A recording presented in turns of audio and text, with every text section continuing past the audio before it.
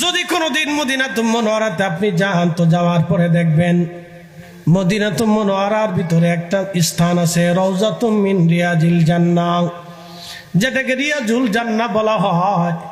ওইখানে যদি নামাজ পড়েন তাহলে বুঝবেন আপনি আল্লাহর জান্নাতে নামাজ পড়ছেন। ওইখানে যদি নামাজ পড়েন বুঝবেন খোদার জান্নাতুল ফিরদাউসে নামাজ পড়েছেন। ওইখানে যদি রোজা রাখেন তাহলে বুঝবেন, ওইখানে যদি আপনি হাত তুলেন মোনাজাত করেন তাহলে বুঝবেন, মনে রাখবেন আপনি আল্লাহর জান্নাতের ভিতরে বসে হাত তুলে দোয়া করেছেন। রিয়াজুল জান্নাহ, প্রিয় নবীজির হুজরা শরীফ থেকে মিম্বার শরীফ পর্যন্ত এই জায়গা হলো রিয়াজুল জান্নাহ, যেখানে নবীজি মিম্বার মেহরাব ছিল। মেহরাব থেকে হুজরা শরীফ পর্যন্ত রিয়াজুল জান্নাহ। খুব ভালো করে বুঝে যাবেন। হারাম শরীফে মুতাফের ভিতরে 360 জন নবীর মাজার আছে। দরজার বরাবর হযরত ইসমাইল জবিহুল্লাহর মাজার, তারই পাশে হযরত নূহ আলাইহিস সালাতু ওয়াস সালামের মাজার। হারামের মুতাফের ভিতরে 360 জন নবীর মাজার আছে। সারা পৃথিবীতে বাইতুল আকসাকে কেন্দ্র করে 70,000 নবী আসছে। বাইতুল আকসাতে একজন না দুইজন না, 70,000 নবী বাইতুল আকসায় নামাজ পড়েছেন। বাইতুল আকসায় 70,000 নবী নামাজ পড়লেন, রিয়াজুল জান্নাহ পাবেন না। মুতাফ বাইতুল্লাহর মুতাফের ভিতরে আপনি রিয়াজুল জান্নাহ পাবেন না। মসজিদে কুবাতে রিয়াজুল জান্নাহ পাবেন না। পৃথিবীর অন্য কোনো মসজিদে রিয়াজুল জান্নাহ পাবেন না। কিন্তু রিয়াজুল জান্নাহ একটা জায়গা পাবেন, সে জায়গার নাম মদিনাতুল মুনাওয়ারা। আল্লাহর হাবিবের হুজরা মোবারক থেকে মিম্বার শরীফ পর্যন্ত রিয়াজুল জান্নাহ। বলে কেন রিয়াজুল জান্নাহ? পৃথিবীর এত জায়গা গেল, রিয়াজুল জান্নাহ হলো না। এই জায়গাটা কেন রিয়াজুল জান্নাহ? নবীজি হুজরা শরীফ থেকে বের হতেন, মিম্বার শরীফে আসতেন, মিম্বার শরীফ থেকে হুজরা শরীফে যাইতেন। বারে বারে বারে বারে যাওয়া আসা, যাওয়া আসা, যাওয়া আসা, যাওয়া আসা, যাওয়া আসা, যাওয়া আসা। এই যাওয়া আসা করার কারণে আল্লাহু আকবার, আল্লাহ পাক ঘোষণা দিলেন, হাবিব এই জায়গাটা হলো রিয়াজুল জান্নাহ, এই জায়গাটাই জান্নাতের বাগান। আল্লাহু আকবার। এই জায়গাটা রিয়াজুল জান্নাহ নবীজি, এটাই দুনিয়ার জান্নাতের বাগান। আল্লাহর বেহেশতের ভিতরে নবী পাকের বাসস্থানের সাথে এই জায়গাটুকু আল্লাহ অ্যাডজাস্ট করে দিবেন। রিয়াজুল জান্নাহ, রিয়াজুল জান্নাহ। খুব ভালো করে শুনে যাবেন। ওই রিয়াজুল জান্নাহ নবীজির মিম্বার শরীফের নিচে একটা কাঠের গুড়ি আছে, একটা কাঠের ডাল আছে। এটা খেজুর গাছের একটা মরা কাঠ। এই মরা কাঠের নাম উস্তুনে হান্নানা। যদি কোনোদিন মদিনাতুল মুনাওয়ারাতে যান, রিয়াজুল জান্নাতে হাজিরা একবার ঢুকতে পারবে। যারা উমরায় যায় তারাও একবার ঢুকতে পারবে, দ্বিতীয়বার আর ঢোকার সুযোগ দেওয়া হয় না। এই রিয়াজুল জান্নাতে যদি আপনি যান, যাওয়ার পরে এই পবিত্র মিম্বার শরীফের নিচে আপনি ভালো করে তাকাবেন, বুঝবেন এখানে একটা জান্নাতি কাঠ নবীজি দাফন করে রেখেছে। এই জান্নাতি কাঠের নাম উস্তুনে হান্নানা। এই কাঠের দাম হয়ে গেল কেমনে দেখেন। কাঠের তো কোনো শরীয়ত নাই, এটা মরে গেলেও যা, বেঁচে থাকলেও তা। কাঠ মানুষ ঘরে লাগায়, না হয় পোকায় খেয়ে ফেলে দেয়, ঘুন পোকায় নষ্ট করে দেয়, না হলে রন্ধন শালার খড়ি বানায়, রান্নার খড়ি বানানো হয়, লাকড়ি বানানো হয়। এটার নাম হচ্ছে কাঠ। কিন্তু উস্তুনে হান্নানার কপাল খুলে গেল। বলে কপাল কেন খুললো? দুনিয়ার অন্য বাগানের কাঠ হয়তো ঘরে লাগানো হয়, না হয় এই কাঠগুলি বাসবাবপত্র বানানো হয়। 100 বছর পরে হলেও সে রান্নার খড়ি হয়ে যায়, 200 বছর পরে হলেও সে রান্নার খড়ি হয়ে যায়, লাকড়ি হয়ে যায়। ঠিক আছে না? 200 বছর পরে হলেও এই কাঠ লাকড়ি হয়ে যায়, নাহলে পোকা খায়, নাহলে মাটি হয়ে যায়। কিন্তু উস্তুনে হান্নানার নসিব ভালো। বলে কেন? ও লাগতে লাগতে আস্তে আস্তে আল্লাহ রসুলের খুতবা দেওয়ার মিম্বার শরীফের এইখানে সাহাবে কিরাম একটু মাটির ভিতরে গেড়ে দিল, প্রিয় নবীর সাথে হেলান দিয়ে দাঁড়িয়ে দাঁড়িয়ে খুতবা দিতেন। আমি কেন বলতেছি নূরে মুহাম্মাদি, এশকে রসুল, নসরুল প্রেম ছাড়া, কলিজার ভিতরে এশকে রসুল ছাড়া এটার কোনো 7 পয়সা মানব দেহের জীবনের কোনো দাম নাই। 7 পয়সা পয়সা মূল্য নাই, এই মানব দেহের 4 পয়সা দাম নাই, একেবারে 4 পয়সা মূল্য নাই, এটা মাটির সাথে মরে পচে শেষ হয়ে যাবে। হুজুর উম্মতকে শিখান, উম্মত যেন আমি আল্লাহর প্রশংসা করে, কি সমস্ত প্রশংসা সেই রবের জন্য যিনি তাম সৃষ্টিকে পরিচালিত করেন, পালন করেন, লালন করেন, একে দিয়ে আরেকজনকে, একজন দিয়ে আরেকজনকে, একটা দিয়ে আরেকটে আল্লাহ রাব্বুল আলামিন লালন করতে থাকেন। মনোযোগ দেন। পৃথিবীতে আমাদের জীবনে একটা সম্পদ আছে, এই সম্পদের নাম হচ্ছে মা। এই সম্পদের নাম কি? মা সন্তানকে কি করে? লালন পালন করে। আচ্ছা বলেন তো, সন্তান রে মা লালন পালন করে রাগ দিয়ে না ভালোবাসা দিয়ে? ভালোবাসা দিয়ে লালন পালন করে। আল্লাহ ওয়াজ করলেন, রাব্বি রাহামহুমা কামা রাব্বায়ানি সগীরা।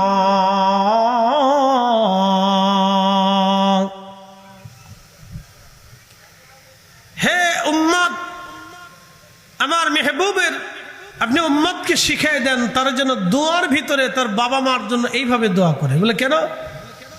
রাব্বি রাহামহুমা কামা রাব্বায়ানি সগীরা। হে আল্লাহ, তুমি আমার আব্বা আম্মাকে সেইভাবে লালন পালন করো যেইভাবে আমার আব্বা আম্মা ছোট্টকালে কোলের ভিতরে নিয়ে আমাকে লালন পালন করেছিল। আল্লাহ, তুমি সেইভাবে আমার আব্বা আম্মাকে লালন পালন করো যেইভাবে আমার আব্বা আম্মা আমাকে লালন পালন করেছিল ছোট্টকালে। রব্বায়ানি সগীরা, রব্বায়ানি সগীরা। ছোট্টকালে আমার আব্বা আম্মা আমাকে যেইভাবে লালন পালন করেছিল, আল্লাহ তুমি আমার আব্বা আম্মাকে সেইভাবে জান্নাতে লালন পালন করো। একবার জোরে বলা যাবে কি? আল্লাহু আকবার। রাঙ্গুনিয়াবাসী, নারীচ্ছাবাসী খুব মনোযোগ দিয়ে শুনবেন। আল্লাহ রব্বুল আলামিন আর আব্বা আম্মাও রব। আল্লাহ রব, আব্বা আম্মাও রব। আল্লাহ রব হচ্ছেন তামাম জগতের রব, আর বাবা মা হলো সন্তানের রব। মারহাবা বলবেন না? আপনাদের দেশে গাভী আছে, গাভীর বাচ্চা হলো, বাচ্চা হওয়ার পরে ছোট্ট বাচ্চাকে কোলে নিলেন, কোলে নিয়ে সারা নারিশা ভরে যদি আপনি হাঁটেন, দেখবেন আপনি গাভীর গলার রশি কেটে দিয়েছেন, গাভী কোথাও চলে যাবে না, গাভী কোথাও চলে যাবে না। বলে হুজুর কেন যাবে না? গাভী এই জন্য যাবে না, আপনার গাভী, আপনি গাভী আপনার প্রেমে পাগল না। কেন পাগল না? গাভী বাচ্চার পাগল, বাচ্চা কোলে নিয়েছেন, সারা নারিশা ভরেও যদি আপনি হাঁটেন, সারা নারিশা ভরেও যদি আপনি হাঁটেন, তাহলে এই গাভী আপনার পিছু ছাড়বে না। কারণ কি? আপনি বাচ্চাটাকে কোলে করে ধরে রাখছেন, এই বাচ্চাটার পিছে পিছে আপনার পিছে পিছে গাভী হাঁটতে থাকবে, অথচ আপনি তার রশি কেটে দিয়েছেন। রশি কাটলে কি হবে? গাভী পালিয়ে চলে যাবে না, অন্য কোথাও যাবে না, সে বাচ্চার পিছে পিছে হাঁটে। কারণ ওই গাভীর কলিজার ভিতরে বাচ্চার প্রতি দরদ যিনি দিলেন, তিনি অন্য কেউ না, তিনি রব্বুল আলামিন। এমন দরদ আল্লাহ দিয়ে দিলেন। ওই গাভীটা মা, মায়ের অন্তরে আল্লাহ দরদ দিয়ে দিলেন। ওই সন্তানের মা হচ্ছে সন্তানের রব। অর্থাৎ কেমন? যিনি লালন পালন করেন, দরদ দিয়ে একটা কুকুর পর্যন্ত তার বাচ্চাকে লালন পালন করে। একটা মাছ দেখবেন তার ছোট্ট ছোট্ট বাচ্চাদেরকে নিয়ে সারা নদীর ভিতর দিয়ে ঘুরতে থাকে, শত্রু যাতে আক্রমণ করতে না পারে পাহারা দিতে থাকে। মাছে পাহারা দেয়, কারণ সে মা। বনের ভিতরে হিংস্র প্রাণী যাতে বাচ্চাদেরকে ধরতে না পারে, সেই জন্য দেখবেন আমাদের দেশের মুরগিগুলি বাচ্চাগুলি নিয়ে যখন জঙ্গলে যায়, কাক আসে, চিল আসে বাচ্চা ধরার জন্য। মুরগি একটা ডাক দেয়, ডাক দেওয়ার সাথে সাথে সব বাচ্চাগুলি মায়ের পাখনার নিচে চলে আসে। ওই মুরগিটা দেখবেন শ্রীগালের সাথে মারামারি করে, ওই মুরগিটা বন্য পশুর সাথে মারামারি করে। মুরগিটা জানে আমি বন্য পশুর সাথে মারামারি করে পারবো না, কিন্তু বন্য পশুটা মা, মুরগিটা মা, তার বাচ্চাকে বাঁচাইতে হবে। সেই জন্য এই মুরগিটা নিজের জীবন উপেক্ষা করে তার বাচ্চা বাঁচানোর চেষ্টা করে। কথা বলেন ঠিক কিনা? ঠিক এইরকম মা হচ্ছে সন্তানের রব। আল্লাহ বলেন রব্বায়ানি সগীরা, আল্লাহ আমাকে যেইভাবে আমার বাবা মা ছোট্টকালে লালন পালন করেছিল, তুমি সেইভাবে আমার আব্বা আম্মার জান্নাতে লালন পালন করো। আমার আল্লাহ রব, শুধু আল্লাহ রব না। আল্লাহ বলেন আমি শুধু রবের মধ্যে ক্ষান্ত থাকি নাই, আমার একটা নাম আমি দিলাম, আমার নাম রহমান। আমি আর একটা নাম দিলাম, আমার নাম রহিম। আমি আর একটা নাম দিলাম, আমার নাম গফফার। আমি আর একটা নাম দিলাম, আমার নাম গফর। আমি আর একটা নাম দিলাম, আমার নাম রাজ্জাক। আমি রিজিক দেনেওয়ালা, আমি ক্ষমা করনেওয়ালা, আমি মাফ করনেওয়ালা, আমি দয়া করনেওয়ালা, আমি দয়াময়, আমি আল্লাহ, আমি রহমান, আমি রহিম, আমি করিম, আমি সত্তার, আমি জব্বার, আমি খালিক, আমি বার, আমি কুদ্দুস, আমি পবিত্র, আমি সুবহান। সুবহান আল্লাহ বলা যাবে না? আমি আল্লাহ সুবহান, আমি আল্লাহ রব। আমি শুধু আমি আল্লাহর এক পরিচয় দেই নাই, আমি আল্লাহ আরো পরিচয় দিলাম, কুল হু আল্লাহ, আমি আল্লাহ এক, আহাদ, আমি ছাড়া আর কেউ নাই। আমি আল্লাহ আরো পরিচয় দিলাম, লা ইলাহা ইল্লাল্লাহ, আমি আল্লাহ ছাড়া আর কোনো ইলাহা নাই। আমি আল্লাহ আরো পরিচয় দিলাম, আল্লাহু লা ইলাহা ইল্লাহু আল হাইয়ুল কাইয়ুম, আমি চিরঞ্জীব চিরস্থায়ী, আমার কোনো শুরু নাই, আমার কোনো শেষ নাই, আমার প্রথম নাই, আমার কোনো শেষ নাই, আমার শুরু নাই, আমার কোনো শেষ নাই, আমার প্রথমও নাই, আমার শেষও নাই, আমার আউয়াল নাই, আমার আখেরে নাই, আমার ডান নাই, আমার বাম নাই, আমার উপরে নাই, আমার নিচে নাই, আমার পিছে নাই, সামনে নাই, আমার চারপাশ নাই। আমি আল্লাহ সব জায়গায় সব সময়ের জন্য সমান।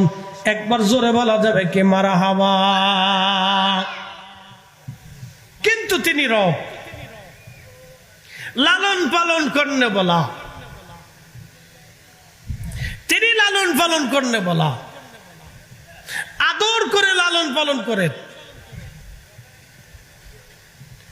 এই পৃথিবীর মানুষ যেই পরিমাণে অপরাধ করে, সেই পরিমাণে যদি আল্লাহ কাহার হতেন, তাহলে আজকে জমিন থেকে, আকাশ থেকে বৃষ্টি আসার কথা ছিল না, আজকে আকাশ থেকে পাথর পড়ার কথা ছিল। এই মানব জাতি যেইভাবে অপরাধ করে থাকে, আল্লাহ মানুষকে বড় আদর করে সৃষ্টি করেছেন। এইভাবে জিনকেও আল্লাহ আদর করে বানান নাই, ফেরেশতারও এইভাবে আদর করে বানান নাই, অন্য কোনো মাখলুককে আল্লাহ এইভাবে আদর করে বানান নাই যেইভাবে মানব জাতিকে আল্লাহ আদর করে সৃষ্টি করেছেন। আল্লাহ নিজে হাতে আদম শফিউল্লাহর স্ট্রাকচার, এই বডি, এই সৌন্দর্য আল্লাহ নিজে হাতে দিয়েছেন। আল্লাহ বলেছেন লাকাদ খালাকনাল ইনসানা ফি আহসানি তাকওয়িম।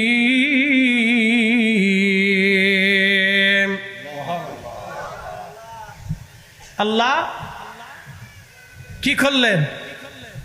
লাকাদ খালাকনাল ইনসানা, আমি মানুষকে সৃষ্টি করেছি ফি আহসানি তাকওয়িম, সুন্দর সৌন্দর্য দিয়ে, সুন্দর অবয়ব দিয়ে আমি মানব জাতিকে সৃষ্টি করেছি, সুন্দর অবয়ব দিয়ে বানাইছি। সুন্দর অবয়ব দিয়ে আমি মানুষকে সৃষ্টি করেছি।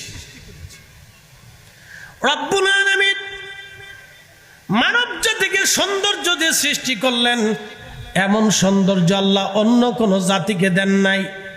আপনি যদিও দেখেন ফুল অনেক সুন্দর, কিন্তু মানুষের চাইতে সুন্দর না। চাঁদ অনেক সুন্দর, কিন্তু মানুষের চাইতে সুন্দর না। গাছ তরুলতা পাতা অনেক সুন্দর, কিন্তু মানুষের চাইতে সুন্দর না। মানুষকে আল্লাহ বেশি সুন্দর করে সৃষ্টি করেছেন। কেন করেছেন? সৌন্দর্য আল্লাহ দিয়েছেন। আল্লাহ নিজের হাতে মানুষকে সুন্দর করে আদম সফিউল্লাহকে নির্মাণ করেছেন। আমার চেহারা আল্লাহর দেওয়া সৌন্দর্য, আমার চোখ আল্লাহর দেওয়া সৌন্দর্য, আমার নাক আল্লাহর দেওয়া সৌন্দর্য, আমার কান আল্লাহর দেওয়া সৌন্দর্য, আমার হাত আল্লাহর দেওয়া সৌন্দর্য, আমার দেহ আল্লাহর দেওয়া সৌন্দর্য। কিন্তু এই মানুষ তত সময় সুন্দর হবে না, একেবারে সুন্দরের কামিয়াবি হবে না, যত সময় ইশকে রসুল দিয়া নবীর প্রেমের নূর দিয়া তার হৃদয়কে উজালা করতে না পারবে, তত সময় মানুষের জিন্দিগির কোনো কামালিয়াত নাই। কথা কন ঠিক কিনা? আমি আরো বুঝাই। এই অপারেটর ভাই, ইউনিটের সাউন্ড একটু বাড়াই দেন না, আমি আপনার বুঝাইতে পারতেছি না। আমি কিন্তু আপনাদের এই যে গতানুগতিক সিস্টেমের বক্তা না। আমরা দক্ষিণবঙ্গের মানুষ, আমরা ইউনিটে কথা বলতে পছন্দ করি। আপনার বক্সে আমাদের অসুবিধা হয়, মানে আমাদের কণ্ঠে ডিস্টার্ব করে। একটু বাড়ায় দেন, আপনার শোনাম হবে, ক্ষতি হবে না। হ্যাঁ, এবার ঠিক আছে, চলবে ইনশাল্লাহ। এমনভাবে চাপাই দিয়ে না, কারণ আমাদের তো প্রত্যেক দিন 2-3টে প্রোগ্রাম থাকে। আজকেরটা একটা মিস্টেক, আমি নিজেও জানতাম না যে এখানে মাহফিল আছে। যেভাবে হোক এটা ভুল হয়ে গেছে, পরে যোগাযোগ হয়েছে। পরে শেষে চট্টগ্রাম শহরের মাহফিল অনেক অনুরোধ করে তাদেরকে একটু বলছি যে আমার তারা এসার পরে দিবে আমাকে। আমি বলছি না, আমার একটু ঝামেলা হয়েছে, আপনারা একটু পিছিয়ে দেন, দয়া করেন একটু। পরে শেষ বলছি তাহলে বাদ মাগরিব আমার টাইম দিয়ে দাও, আমি আইসা করে দিয়ে যাই, তোমরারও ইজ্জত বাঁচুক আমারও ইজ্জত বাঁচুক। কারণ আমি তো জানি না যে মাহফিল আমার নামে পোস্টার হয়ে গেছে। তো যে যোগাযোগ যার মাধ্যমে করছে সেও মিস্টেক করছে, সে হয়তো আমার সাথে কানেকশন পায়নি। এরকম অনেকগুলি মাহফিল হয়েছে, অনেকগুলি প্রোগ্রাম ইতিপূর্বে হয়েছে, আমি জানি না, কিন্তু প্রোগ্রাম হয়ে গেছে। হাই সর্বনাশ, কি রে,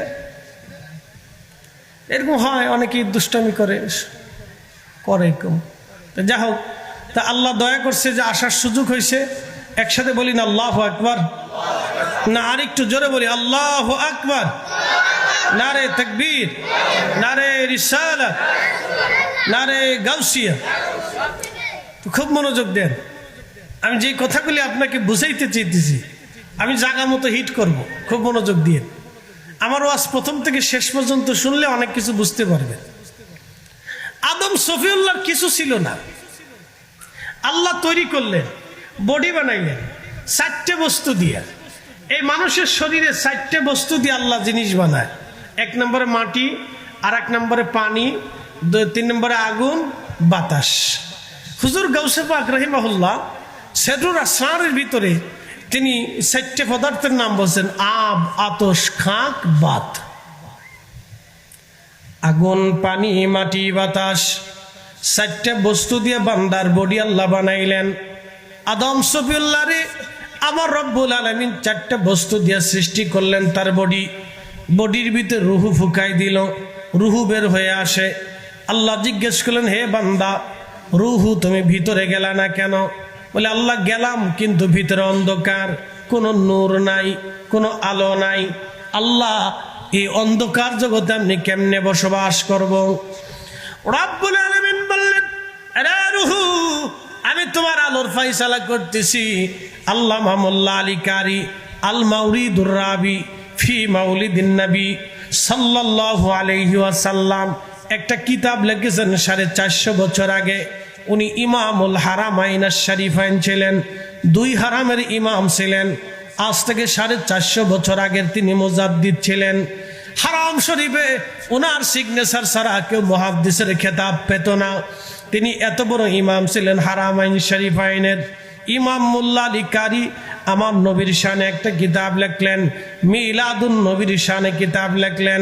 আজকে অনেকেই নানান বেতালে তালে যুক্তি দেয়, বেদাতের দলিল দেয়, বেদাতের যুক্তি দেয়। তোমার এই যুক্তির খেতার উপরে খেতা রাখি, ওরে বান্দা তোমার এই যুক্তি আমরা মানি না। কারণ বড় বড় ইমামরা এই মিলাদুন নবীর উপরে কিতাব লিখে গেছে, আমরা তাদের ফতোয়া বাদ দিয়ে তোমাদের ফতোয়া নেব না। কথা বলেন ঠিক কিনা? আমরা তোমরা ফতোয়া নেব না, ওনাদের ফতোয়া আমাদের জন্য যথেষ্ট। কথা ঠিক আছে না? ওনাদের ফতোয়া যথেষ্ট, তোমাদের ফতোয়া আমরা দরকার নাই। বিশ্ববিখ্যাত ইমাম মোল্লা আলী কারি মাক্কি রাহিমাহুল্লাহ তিনি কিতাবের মধ্যে লেখেন, ঠিক তখনই আল্লাহ নূরে মুহাম্মাদি সাল্লাল্লাহু আলাইহি ওয়াসাল্লাম আদম শফিউল্লাহর পেশানিতে দিয়ে দিলেন। যখন পেশানিতে দিলেন তখন আদম শফিউল্লাহর দেহে নূর আসলো। কি আসলো? এই জন্য আল্লাহ বলেন, কদ জাআকুম মিনাল্লাহি নূর।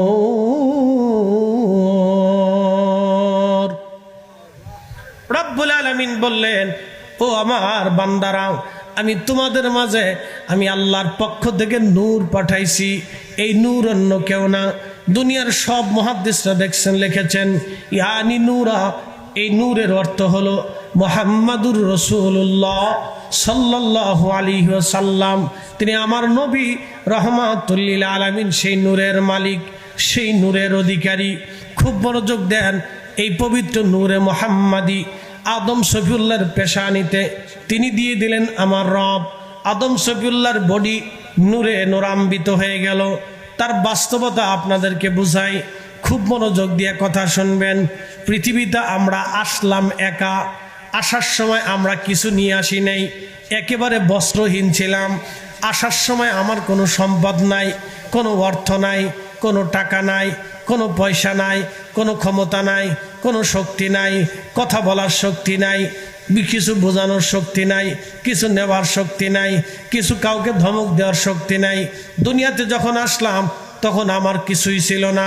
আবার দুনিয়ার থেকে যখন চলে যাব তখন আমার আর কিছুই নাই, শুধু পরনে 3 টুকরা কাফনের কাপড়, এছাড়া আর কিচ্ছু নাই। কথা কন্যাকে ঠিক কিনা? যখন আসলাম তখন একা, আসার সময় কিছুই ছিল না, একেবারে কিচ্ছু নাই। যখন চলে যাব তখনও আমি একা, যাওয়ার সময় আমার কিছুই নাই। পরনে কাফনের মাত্র 3 টুকরা কাপড়, নিজে ধরতে পারি না, চলতে পারি না, খাইতে পারি না, লড়তে পারি না, কোনো ক্ষমতা নাই, নিজের গোসল নিজে দিতে পারি না। আমি যাওয়ার সময় আমি একা, যাওয়ার সময় ক্ষমতাহীন, আসার সময় ক্ষমতাহীন, যাওয়ার সময় ক্ষমতাহীন, আসার সময় ক্ষমতাহীন, যাওয়ার সময় ক্ষমতাহীন, আসার সময় ক্ষমতাহীন। আবার আল্লাহ এমনভাবে আমাদেরকে করে দিলেন, আগামী মুহূর্তে আপনার ভাগ্য আমার ভাগ্য কি আছে আমরা কেউ জানি না। আসার সময় আসলাম একা, যাওয়ার সময় যাব একা, মাঝখানের সময়ে আমাদের কিছুই জানা নাই। পৃথিবীর সবচেয়ে বড় বিজ্ঞানী যে, সেও জানে না 1 মিনিট পরে তার ভাগ্যে কি আসবে। রাশিয়ার যিনি সবচাইতে নিরাপত্তার মধ্যে থাকে, তিনিও জানে না আগামী মিনিট পরে তার ভাগ্যে কি আছে। আমেরিকার যিনি প্রেসিডেন্ট, তিনিও নিরাপত্তার মধ্যে থাকে, তিনিও জানে না 1 মিনিট পরে তার ভাগ্যে কি আছে। পৃথিবীর সবচেয়ে বড় বিজ্ঞানী, তিনিও জানে না 1 মিনিট পরে কি হবে। সৌদি আরবের যিনি রাজা, বড় নিরাপত্তার মধ্যে থাকে, 1 মিনিট পরে তার ভাগ্যে কি আছে তিনিও জানে না। আমরা কেউ জানি না আগামী মুহূর্তে আপনার আমার ভাগ্যে কি আসবে। আল্লাহ বলেন, ওমা তাদরি নাফসুম মাযা তাকসিবু গাদা। মানুষ জানে না আগামী মুহূর্তে তার ভাগ্যের মধ্যে কি লেখা আছে, মানুষ জানে না, মানুষ বলতে পারে না। আবার ভালো করে বোঝেন, আসলাম একা, চলে যাব একা। আসার সময় আমার কিছুই ছিল না, যাওয়ার সময় আমার কিছুই নাই। কি কথা ঠিক আছে না? আসার সময় আমার কিছুই নাই, যাওয়ার সময় আমার কিছু নাই। দুনিয়াতে আমি আসলাম, আগামী মুহূর্তে আমার ভাগ্যে কি আছে তাও জানি না। তারপরেও এই মানব জাতি সম্পদ নিয়ে মারামারি করে, তারপরেও এই মানব জাতি ক্ষমতা নিয়ে মারামারি করে, তারপরে এই মানব জাতি এই সম্মান নিয়ে মারামারি করে, তারপরে এই মানব জাতি এই অন্যের সম্পদ মেরে খাওয়ার ধান্দা করে, তারপরে এই মানব জাতি সুদ খাওয়ার ধান্দা করে, তারপরে এই মানব জাতি ঘুষ খাওয়ার ঘুষ খায়, তারপরে এই মানব জাতি অন্যের সম্পদ মেরে খায়, তারপরে এই মানব জাতি ভাইয়ের সম্পদ বুঝাই দেয় না, তারপরে এই মানব জাতি বনের সম্পদ বুঝাই দেয় না, তারপরে মানব জাতি প্রতিবেশীর সম্পদ বুঝাই দেয় না, তারপরে মানব জাতি খাবারে ভেজাল দেয়, তারপরে এই মানব জাতি টাকায় ভেজাল দেয়, তারপরে এই মানব জাতি মিথ্যা মামলা দেয়, তারপরে মানব জাতি মিথ্যা সাক্ষ্য দেয়, তারপরে এই মানব জাতি মিথ্যা কথা বলে, তারপরে মানব জাতি মানুষকে ধোঁকা দেয়, তারপরে মানব জাতি অন্যের ক্ষতি করে, তারপরে মানব জাতি অনেক বড় অন্যায়ভাবে অর্থ সম্পদের মালিক হওয়ার চিন্তা করে, তারপরে মানব জাতি নেশা করে, তারপরে মানব জাতি নেশা বিক্রি করে, তারপরে মানব জাতি মদ খায়, তারপরে মানব জাতি এই মদ বিক্রি করে, তারপরে এই মানব জাতি অন্যকে খারাপ কাজ করতে উদ্বুদ্ধ করে, তারপরে এই মানব জাতি মানুষকে খুন করে, তারপরে মানব জাতি সমাজে ফ্যাসাদ বাঁধায়, তারপরে মানব জাতি গীবত করে, তারপরে মানব জাতি ফায়সা কথা বলে, তারপরে মানব জাতি বহুতান করে, তারপরে মানব জাতি ছগলখড়ি করে, সমাজে সমাজে ভেজাল বাড়ায়, গ্রামে গ্রামে ভেজাল বাঁধায়, পরিবারে পরিবারে ভেজাল বাঁধায়, স্বামী স্ত্রীর ঝগড়া বাঁধায়, তারপরে মানব জাতি তন্ত্র মন্ত্র করে, স্বামী স্ত্রীর ঝগড়া বাঁধায়, অনেকের ক্ষতি করে। বন্ধু, এই মানব জাতি এ কাজ করে, অথচ সে নিজেও জানে না আমি আসলাম একা, চলে যাব একা, আসার সময় ক্ষমতা নাই, যাওয়ার সময় ক্ষমতা নাই, দুনিয়াতে আসলাম, আগামী মুহূর্তে আমার ভাগ্যে কি আছে আমি জানি না, তারপরেও এই মানব জাতি অন্যায় করে। তার মানে বোঝা গেল মানব জাতি বড় বোকা। বলে হুজুর কেন বোকা? ওই নূরে মুহাম্মাদি কারো কলিজার ভিতরে যদি না থাকে, ওই নূরে মুহাম্মাদির আলো যদি, প্রেম যদি কারো কলিজার মধ্যে না থাকে, তাহলে সে মানুষ কখনো মানুষ হতে পারে না। কথা বলেন ঠিক কিনা?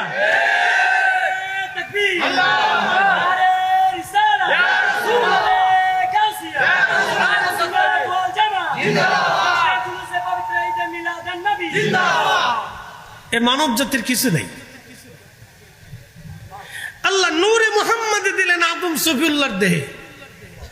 আল্লাহু আকবার। প্রিয় নবীর নূর দিলেন, নূরে নূরান্বিত হয়ে গেল আদম আলাইহিস সালাতু ওয়াস সালাম। এই জন্য ঈমানের নূর, ঈমানের নূর, কালেমার নূর, ঈমানের নূর, কালেমার নূর, রাসূল কারীমের প্রেমের নূর কারো অন্তরে যদি না থাকে তাহলে তার কিচ্ছু নাই। আল্লামা ডক্টর ইকবাল জানাইলেন, মগজ কোরআন রোহে ইমাজান দিন হাসতে হবে রহমাতুল লিল আলামিন। বলেন হাসতে হবে রহমাতুল লিল আলামিন। কোরআনের মগজ বলো, ঈমানের রূহ বলো, ধর্মের প্রাণ বলো, আমার রাসূলের প্রেম ছাড়া সবই মূল্যহীন। আমার নবীর প্রেম ছাড়া কোরআনের কোনো সারমর্ম নাই। আমার রাসূলের মহব্বত ছাড়া কোরআনের সারমর্ম নাই। আমার নবীর মহব্বত ছাড়া কোনো ঈমান নাই।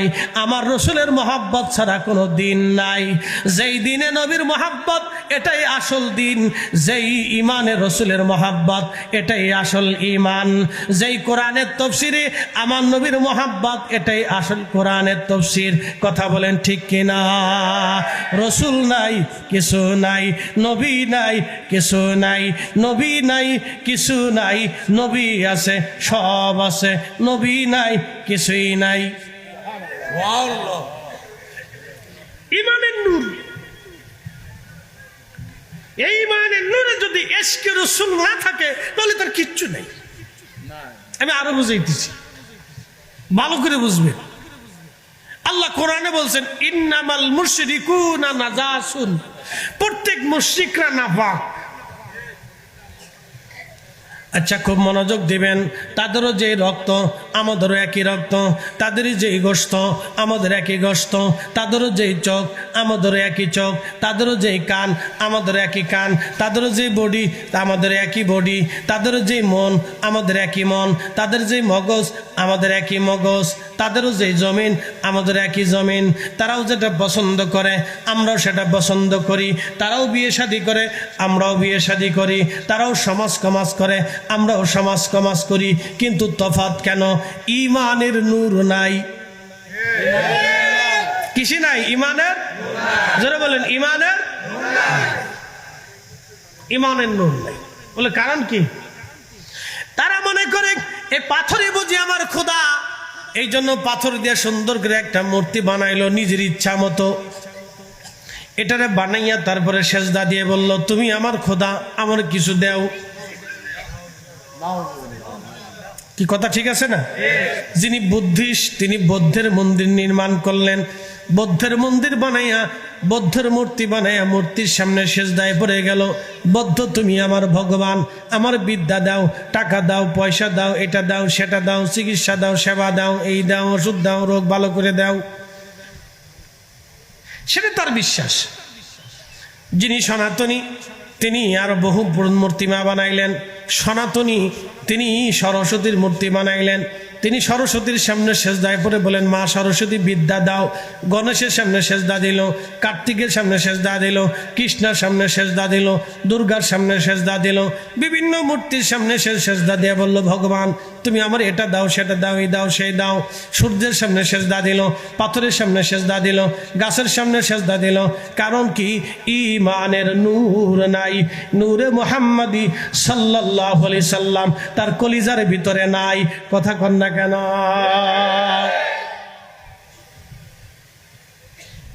এই জন্য বলছি নবী নাই কিচ্ছু নেই, নবী আছে সব আছে। খুব মনোযোগ দিবেন রাঙ্গুনিয়াবাসী, কথাগুলি শুনে যান। বাবাজি আমার রসুল কি জিনিস আপনি বুঝতে হবে। যদি নবী না বুঝেন তাহলে কিছুই বুঝবেন না। যদি রসুল না চিনেন জীবনে কিছুই চিনবেন না। সাহাবীরা চিনতে যাইয়া আমার রসুলকে সব দিয়ে দিলেন। আম্মাজান খাদিজাতুল কুবরা সব দিয়ে দিলেন, হযরত আবু বকর সিদ্দিক সব দিয়ে দিলেন, হযরত ওমর সব দিয়ে দিলেন, হযরত উসমান সব দিয়ে দিলেন, হযরত আলী সব দিয়ে দিলেন, সাহাবায়ে আজমাইন সব দিয়ে দিল, মদিনার মানুষেরা সব দিয়ে দিল, মদিনার নারীরা সব দিয়ে দিল, বাচ্চারা সব দিয়ে দিল। হুজুর আপনি আমাদের সব। এমনকি তাদের জীবনের কলিজার টুকরো সম্পদ জীবনটা পর্যন্ত তারা বিলিয়ে দিল। উহুদ পাহাড়ের সামনে দাঁড়াইলেন। উহুদ পাহাড় বললে, ইয়া রাসূলুল্লাহ আপনাকে ভালোবাসি। নবী বললেন, ভালোবাসো, আমিও তোমাকে ভালোবাসি। উহুদ পাহাড় তার পাহাড়ের রাস্তা করে দিল, আমার নবীকে বিশ্রামের জায়গা করে দিল। উহুদে জায়গা হয়ে গেল। উহুদ নবীকে ভালোবাসে। আল্লাহর নবী বলে দিলেন, উহুদ যেহেতু ভালোবেসেই ফেলেছ তাহলে তুমি শুনে নাও, আলা বাবিম মিন আবওয়াবিল জান্নাহ, তুমি জান্নাতের দরজার পাশে থাকবে, তুমি জান্নাতি পাহাড়। আল্লাহর নবী বলেছেন, আমার উম্মতেরা যখন জান্নাতে ঢুকবে, ঢুকার সঙ্গে সঙ্গে জান্নাতের দরজার ডান পাশে আমার উহুদ পাহাড়কে তারা দেখবে। উহুদ পাহাড় দেখে দেখে তারা জান্নাতে চলে যাবে। কারণ উহুদ আমারে ভালোবাসে, আমি নবী উহুদরে ভালোবাসি। যদি কোনোদিন মদিনাতুল মুনাওয়ারাতে যান, উহুদ পাহাড়ের সামনে যা দাঁড়াবেন, উহুদকে ধরে বলবেন, উহুদ রে তুমি আমার রসুলকে ভালোবাসতা, আমার নবীও বলে তোমাকে ভালোবাসে। আমি সুদূর বাংলাদেশ থেকে এসেছি, আমি নবীর গোলাম। উহুদ আমি তোমারে বলে গেলাম, আমিও তোমাকে ভালোবাসি।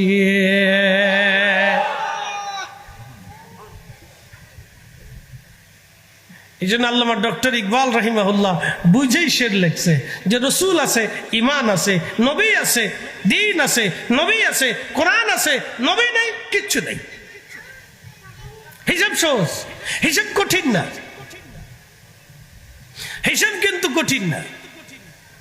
আচ্ছা বলেন তো, আবু বকর সিদ্দিক রাদিয়াল্লাহু আনহু তিনি আল্লাহ চিনেছেন পাহাড় দিয়ে, গাছ দিয়ে, নদী নিয়ে, সাগর দিয়ে, না নবী দিয়ে? হযরত ওমর আল্লাহ চিনেছেন দুনিয়া দিয়ে না নবী দিয়ে? হযরত আম্মাজান খাদিজাতুল কুবরা রসুল চিনেছেন অন্য কাউকে দিয়া না নবী দিয়ে? নবী দিয়ে তিনি আল্লাহ চিনেছেন, নবী দিয়ে আল্লাহ পেয়েছেন, নবী দিয়ে আল্লাহকে খুশি করেছেন। সাহাবীরা আল্লাহ রাজি করছেন রসুল দিয়ে। সুবহানাল্লাহ। এই জন্য আমরা সুন্নিরা আল্লাহ রসুলের গান বেশি গাই, আল্লাহ নবীর প্রশংসা বেশি করি। আমরা জানি রসুলের প্রশংসা করাই আল্লাহর প্রশংসা করা। কি কথা ঠিক কি না? নবীর ইজ্জত দেওয়া, আল্লাহর ইজ্জত দেওয়া, নবীর শান গাওয়া, আল্লাহর শান গাওয়া, নবীর তাজিম করা, আল্লাহর তাজিম করা, রসুলের পক্ষ নেওয়া, আল্লাহর পক্ষ নেওয়া, নবীর জন্য জীবন দেওয়া, আল্লাহর জন্য জীবন দেওয়া। যার জন্য হযরত হামজালা রসুলের জন্য জীবন দিয়ে দিলেন, শুধু জীবন দেন নাই, গসলুল মালায়েকা হয়ে গেলেন। বুঝতে হবে, এটা সূত্র সহজ। আচ্ছা বলেন তো, মদিনাতুল মুনওয়ারা থেকে উহুদের পাহাড় দেখা যায়। মদিনার থেকে দৌড় দিলে উহুদে যাইতে সর্বোচ্চ আধা ঘন্টা সময় লাগে। মদিনার থেকে দৌড় দিলে উহুদে যাইতে আধা ঘন্টা সময় লাগে। আমি 1 ঘন্টা সময় ধরলাম। গোসল মালাইকা হানজালা মদিনাতে গোসল ফরজ, উনি গোসল করিয়া নামাজ পড়িয়া তারপরে উহুদে যাইতে পারতেন। গোসল মালাইকা হযরত হানজালা তিনি গোসল করিয়া ওযু করিয়া তারপরে নামাজে যাইতে পারতেন, উহুদে যাইতে পারতেন, কিন্তু উনি গোসলও করেন নাই, ওইভাবে দৌড় দিলেন। একসাথে বলবেন আল্লাহু আকবার। না আরো জোরে, আরো জোরে বলি। উনি তো দৌড় দিয়েছিলেন ফজরের সময়, তো উনি গোসলই নাই, তো ফজর বললেন কখন? কি হিসাব সহজ না? উনি তো গোসল নাই, উনার ফরজ গোসল, উনি তখন না পাক। তার মানে বোঝা গেল উনি গোসল ছাড়া দৌড় দিছেন, গোসল ছাড়া ফজরের ওয়াক্তে দৌড় দিছেন। ফজরও গেল, গোসলও গেল, চলে গেলেন রসুলের জন্য, শহীদ হয়ে গেলেন। আল্লাহ আইব ধরে নাই, দোষ ধরে নাই, গুনাহ ধরে নাই, নাপাকি ধরে নাই, আল্লাহর ফরজিয়াতের বিধান অমান্য করছে তাও ধরে নাই। তো কি ধরলেন? এশকে রসুল ধইরা আল্লাহ তার আসমানে নিয়া রহমতের ফেরেশতা দিয়া হাউজে কাউসারের পানি দিয়া আল্লাহ গোসল করাইয়া এই উম্মতকে দেখাই দিল, হে আমার বান্দারা, কিয়ামত পর্যন্ত তোমরা শোনো, আমার রসুলের এশকে যদি এইভাবে তোমরা জীবন দিতে পারো তাহলে আমি তোমাদেরকে জান্নাতে গোসল করাবো। কথা বলেন ঠিক না বেঠিক?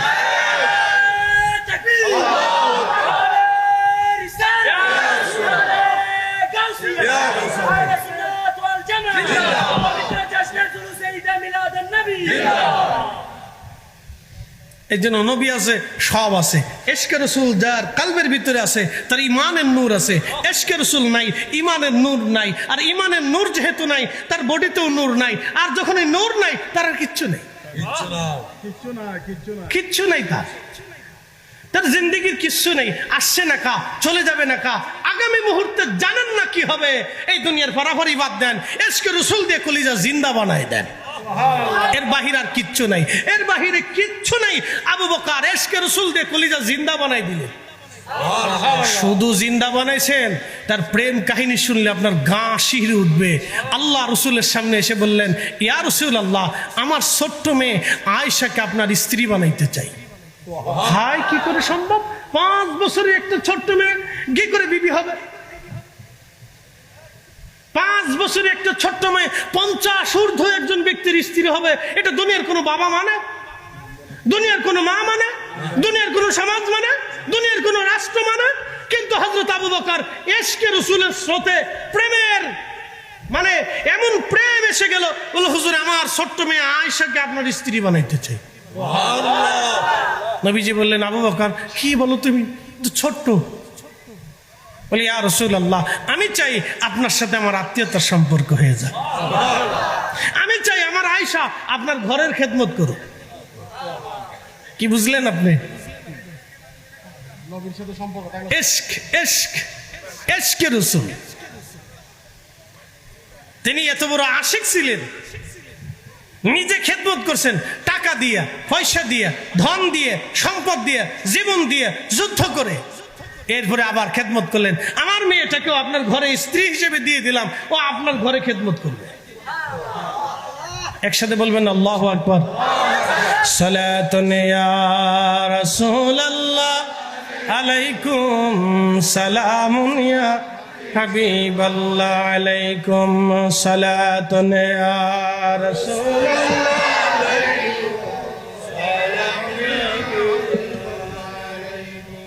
খবর লও ইয়া রাসূলুল্লাহ খবর লও मेरे मौला मेरे आका खबर लो सलातुन या रसूल अल्लाह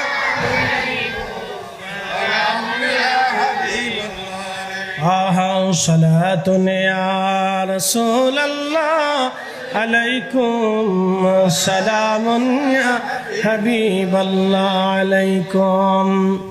खूब मनोযোগ দিবেন। প্রিয় নবীজির প্রত্যেকজন সাহাবী এইভাবে নবীকে ভালোবাসলেন। গসলুল মালায়েকা ভালোবেসে ফেললেন, ওয়াসল কারনি ভালোবেসে ফেললেন। শুধু এইখানে ভালোবাসা শেষ হলো না, হজরতে রসুল করিমের সাহাবী হজরতে জুলাইবি রাদিয়াল্লাহু আনহু ভালোবেসে ফেললেন, সব কিছু দিয়ে দিলেন, তিনি কিচ্ছু রাখলেন না। হযরত আব্দুল্লাহ জুলবাজাদাইন ভালোবেসে ফেললেন।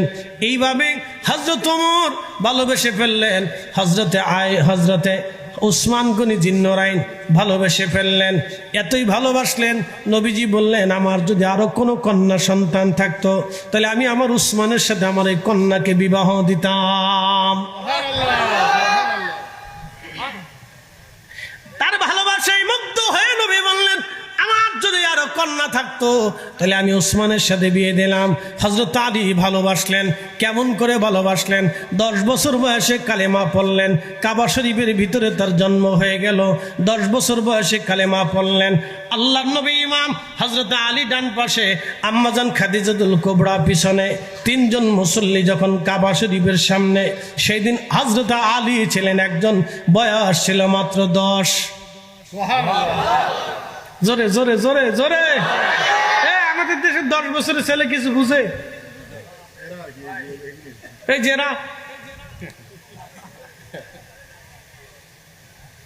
ওরা ইমানের কি বুঝে, ওরা এশকের কি বুঝে, ওরা চিনে চিপস, লটপটি শটপটি, লজেন্স, তারপরে যে আর একটা কি যেন আছে লাঠি দিয়ে খায়, ললিপপ। ললিপপ, ওরে বাপ রে বাপ। বাচ্চাদেরকে ললিপপ দিলে মনে হয় যে আমি দেশের প্রেসিডেন্ট হয়েছি। ওদের 1 কোটি টাকা এক পাশে, ললিপপ আর এক পাশে। চিন্তা করেন, 10 বছর বয়সে তিনি ইশকে রাসূল হয়ে আশিকে রাসূল হয়ে গেলেন। একসাথে বলবেন আল্লাহু আকবার। না, জোরে জোরে জোরে জোরে। এই প্রতিদানে আল্লাহ হযরত ফাতেমার সাথে আলীর বিয়ে দিয়ে দিলেন। আল্লাহ হযরত ফাতেমার সাথে আলীর বিয়ে দিয়ে দিলেন। আলী ছিলেন গরিব, দরিদ্র, কিচ্ছু ছিল না। ঘরে একটা খাট ছিল তো, চৌকি কোন রকম, আসবাবপত্র কিছু নাই। বিয়ে হয়ে গেল। ফাতেমা রাদিয়াল্লাহু আনহা বসে বসে কাঁদতেছে। প্রিয় নবী আস্তে করে পাশে যায় বসে বললেন, ফাতেমা রে, তুমি কাঁদো আমি জানি।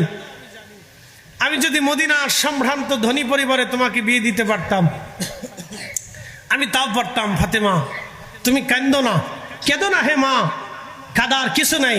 ফাতেমা রে, তোমার বিবাহ আলীর সাথে আমি দেই নাই, এটা আল্লাহর ইচ্ছাতে হয়েছে। একসাথে বলবেন আল্লাহু আকবার।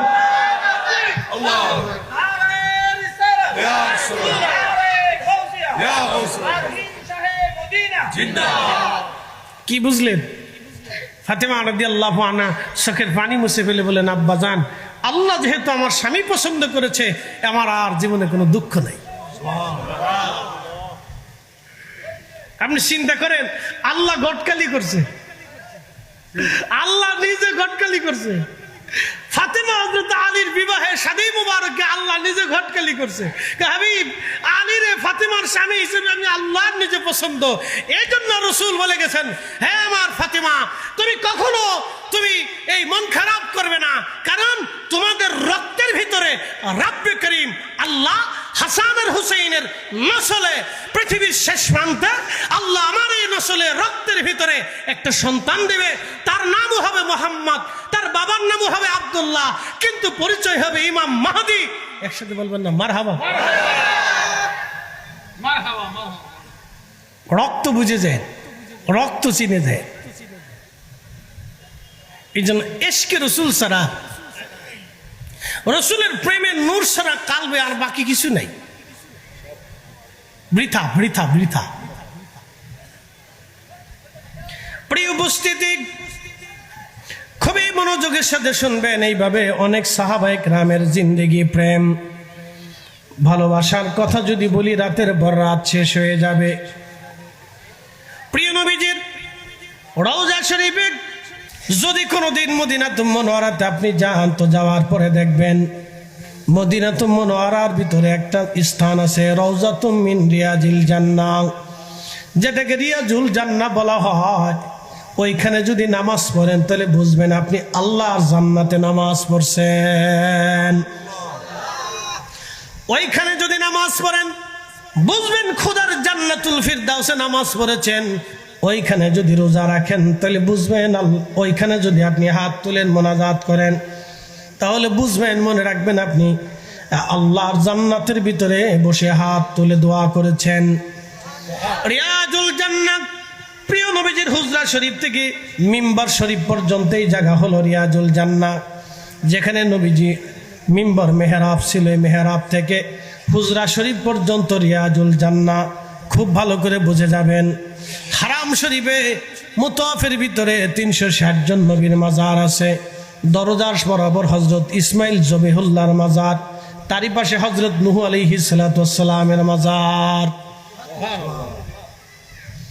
হারামের মুতাফের ভিতরে 360 জন নবীর মাজার আছে। সারা পৃথিবীতে বাইতুল আকসাকে কেন্দ্র করে 70,000 নবী আসছে। বাইতুল আকসাতে একজন না দুইজন না, 70,000 নবী বাইতুল আকসায় নামাজ পড়েছেন। বাইতুল আকসায় 70,000 নবী নামাজ পড়লেন, রিয়াজুল জান্নাহ পাবেন না। মুতাফ বাইতুল্লাহর মুতাফের ভিতরে আপনি রিয়াজুল জান্নাহ পাবেন না। মসজিদে কুবাতে রিয়াজুল জান্নাহ পাবেন না। পৃথিবীর অন্য কোনো মসজিদে রিয়াজুল জান্নাহ পাবেন না। কিন্তু রিয়াজুল জান্নাহ একটা জায়গা পাবেন, সে জায়গার নাম মদিনাতুল মুনাওয়ারা। আল্লাহর হাবিবের হুজরা মোবারক থেকে মিম্বার শরীফ পর্যন্ত রিয়াজুল জান্নাহ। বলে কেন রিয়াজুল জান্নাহ? পৃথিবীর এত জায়গা গেল, রিয়াজুল জান্নাহ হলো না। এই জায়গাটা কেন রিয়াজুল জান্নাহ? নবীজি হুজরা শরীফ থেকে বের হতেন, মিম্বার শরীফে আসতেন, মিম্বার শরীফ থেকে হুজরা শরীফে যাইতেন। বারে বারে বারে বারে যাওয়া আসা, যাওয়া আসা, যাওয়া আসা, যাওয়া আসা, যাওয়া আসা, যাওয়া আসা। এই যাওয়া আসা করার কারণে আল্লাহু আকবার, আল্লাহ পাক ঘোষণা দিলেন, হাবিব এই জায়গাটা হলো রিয়াজুল জান্নাহ, এই জায়গাটাই জান্নাতের বাগান। আল্লাহু আকবার। এই জায়গাটা রিয়াজুল জান্নাহ নবীজি, এটাই দুনিয়ার জান্নাতের বাগান। আল্লাহর বেহেশতের ভিতরে নবী পাকের বাসস্থানের সাথে এই জায়গাটুকু আল্লাহ অ্যাডজাস্ট করে দিবেন। রিয়াজুল জান্নাহ, রিয়াজুল জান্নাহ। খুব ভালো করে শুনে যাবেন। ওই রিয়াজুল জান্নাত নবীজির মিম্বার শরীফের নিচে একটা কাঠের গুড়ি আছে, একটা কাঠের ডাল আছে। এটা খেজুর গাছের একটা মরা কাঠ। এই মরা কাঠের নাম উস্তুনে হান্নানা। যদি কোনোদিন মদিনাতুল মুনাওয়ারাতে যান, রিয়াজুল জান্নাতে হাজিরা একবার ঢুকতে পারবে। যারা উমরায় যায় তারাও একবার ঢুকতে পারবে, দ্বিতীয়বার আর ঢোকার সুযোগ দেওয়া হয় না। এই রিয়াজুল জান্নাতে যদি আপনি যান, যাওয়ার পরে এই পবিত্র মিম্বার শরীফের নিচে আপনি ভালো করে তাকাবেন, বুঝবেন এখানে একটা জান্নাতি কাঠ নবীজি দাফন করে রেখেছে। এই জান্নাতি কাঠের নাম উস্তুনে হান্নানা। এই কাঠের দাম হয়ে গেল কেমনে দেখেন। কাঠের তো কোনো শরীয়ত নাই, এটা মরে গেলেও যা, বেঁচে থাকলেও তা। কাঠ মানুষ ঘরে লাগায়, না হয় পোকায় খেয়ে ফেলে দেয়, ঘুন পোকায় নষ্ট করে দেয়, না হলে রন্ধন শালার খলি বানায়, রান্নার খড়ি বানানো হয়, লাকড়ি বানানো হয়। এটার নাম হচ্ছে কাঠ। কিন্তু উস্তুনে হান্নানার কপাল খুলে গেল। বলে কপাল কেন খুললো? দুনিয়ার অন্য বাগানের কাঠ হয়তো ঘরে লাগানো হয়, না হয় এই কাঠগুলি বাসবাবপত্র বানানো হয়। 100 বছর পরে হলেও সে রান্নার খড়ি হয়ে যায়, 200 বছর পরে হলেও সে রান্নার খড়ি হয়ে যায়, লাকড়ি হয়ে যায়। ঠিক আছে না? 200 বছর পরে হলেও এই কাঠ লাকড়ি হয়ে যায়, নালে পোকা খায়, নালে মাটি হয়ে যায়। কিন্তু উস্তুনে হান্নানার নসিব ভালো। বলে কেন? ও লাগতে লাগতে আস্তে আস্তে আল্লাহ রসুলের খুতবা দেওয়ার মিম্বার শরীফের এইখানে সাহাবায়ে কেরাম একটু মাটির ভিতরে গেড়ে দিল, প্রিয় নবীর সাথে হেলান দিয়ে দাঁড়িয়ে দাঁড়িয়ে খুতবা দিতেন। আমি কেন বলতেছি নূরে মুহাম্মাদি, এশকে রসুল, নসরুল প্রেম ছাড়া, কলিজার ভিতরে এশকে রসুল ছাড়া এটার কোনো 4 পয়সা এই মানব দেহের জীবনের কোনো দাম নাই। 4 পয়সা মূল্য নাই, এই মানব দেহের 4 পয়সা দাম নাই, একেবারে 4 পয়সা মূল্য নাই। এটা মাটির সাথে মরে পচে শেষ হয়ে যাবে। 4 পয়সা মানুষের জিন্দেগির কোনো দাম নাই এশকে রসুল ছাড়া। উস্তুনে হান্নানা দুনিয়ার আর একটা কাঠের মতো কাঠ আর হলো না।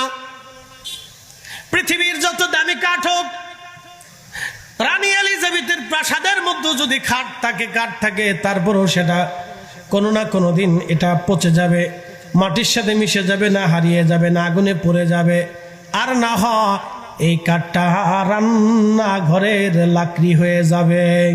কিন্তু উস্তনে হান্নানার বুলন্দ নসিব হয়ে গেল। আল্লাহর নবী হেলান দিয়ে খুতবা মুবারক দিতেন। খুতবা শরীফ দেওয়ার পরে সাহাবীর একদিন বলেন, হুজুর নতুন মিম্বর এনে দেই। আপনি আর কতদিন এই একটা মরা কাঠের সাথে হেলান দিয়ে খুতবা দিবেন? হুজুর অনুমতি যদি দেন আমরা মিম্বর তৈরি করে এনে দিই, এখানে বসবেন বা দাঁড়িয়ে খুতবা দিবেন।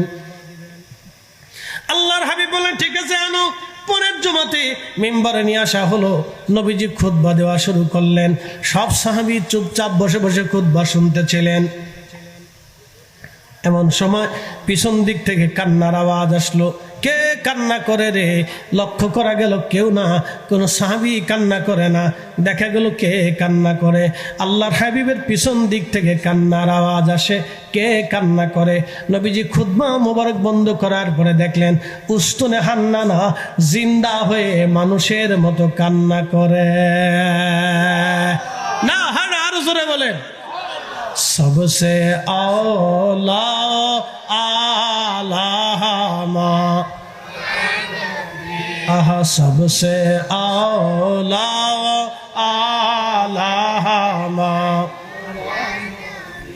सबसे भाला आलामा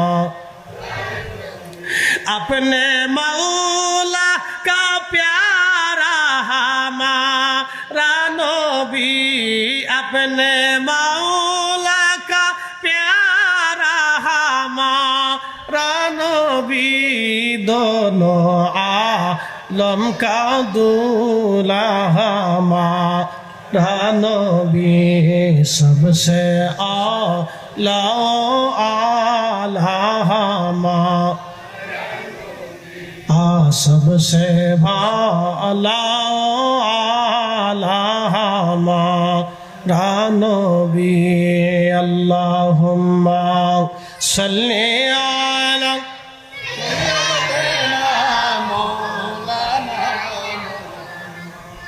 व अला आलि सय्यिदिना।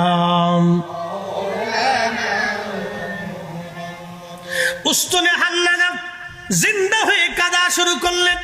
ঘটনা আপনারা সবাই ঘটনা ওয়াজ শুনেছেন, তারপরও আপনাদের স্মরণে মনোযোগ দিয়ে শুনে যান। কান্না শুরু হয়ে গেল। নবীজি জড়িয়ে ধরলেন। কান্না করো কেন? আল্লাহ নবীজির বক্ষ মোবারকের ভিতরে উস্তনে হান্নানা ডুকরিয়ে ডুকরিয়ে কান্না করে। কাঁদো কেন? বলে হুজুর বিরহ বেদনায় কাঁদি, বিরহ বেদনায় কাঁদি। কিসের বিরহ বেদনা? বলে ইয়া রাসূলুল্লাহ আমি জানছি আপনি আর কোনোদিন আমার সাথে হেলান দেবেন না। নবী বিরহে আমি কাঁদি। আল্লাহ রাসূল থেকে জুদা হওয়ার আমি জুদা হওয়ার এই বিচ্ছেদ বেদনায় আমি কাঁদতেছি। প্রিয় নবী বললেন, তোমার কি কাঁদা বন্ধ হবে না? বলে হ্যাঁ হুজুর কাঁদা বন্ধ হবে। ওয়াদা করেন কিয়ামতের ময়দানে আপনি আমাকে ছাড়া খুদার জান্নাতে যাবেন না, আপনি আমাকে নিয়ে জান্নাতে যাবেন। না না সুবহানাল্লাহ যদি না বলেন তাহলে বুঝবো আপনি কৃপণ। একসাথে বলেন আল্লাহু আকবার। হাত তুলে বলেন, হাত তুলে বলেন, বুঝাইতেছি। জোরে জোরে হাত বাড়ান, হাত বাড়ান। হ্যাঁ জোরে হাত বাড়ান, হাত বাড়ান। এরকম ঘটনা পৃথিবীতে আর কোন নবীর বেলায় হয়েছে? কোন ব্যক্তির বেলায় হয়েছে? কোন দার্শনিকের বেলায় হয়েছে? কোন বিজ্ঞানীর বেলায় হয়েছে? কোন ব্যক্তির বেলায় হয়েছে? কোন আলেমের বেলায় হয়েছে? এই একটা ঘটনা আমার রাসূলের বেলায় হয়েছে। কথা কোন ঠিক কিনা? একটা মরা কাঠ জিন্দা হয়ে গেল। শুধু জিন্দা হলো না, তার জবান বের হয়ে গেল। শুধু জবান হলো না, তার আকল তৈরি হয়ে গেল। শুধু আকল তৈরি হলো না, তার হৃদয় তৈরি হয়ে গেল। শুধু হৃদয় তৈরি হলো না, তার ইশকে রাসূল তৈরি হয়ে গেল। কথা কন না কে ঠিক কিনা? এই হৃদয় আমাদের আছে না? আমাদের অন্তর আছে না? আমাদের কাল্ব আছে না? বর্তমান পৃথিবীতে 800 কোটি কাল্ব আছে। 800 কোটি কাল্ব। কয়টা কাল্ব রাসূলের প্রেমে কাঁদে বলেন তো? বলেন বর্তমানে বাংলাদেশে 18 কোটি কাল্ব আছে, 18 কোটি কাল্ব। এই 18 কোটি কাল্বের কত কোটি কাল্ব, কতটা কাল্ব রসুল প্রেমে কাঁদে বলেন তো, আমাকে দেখান।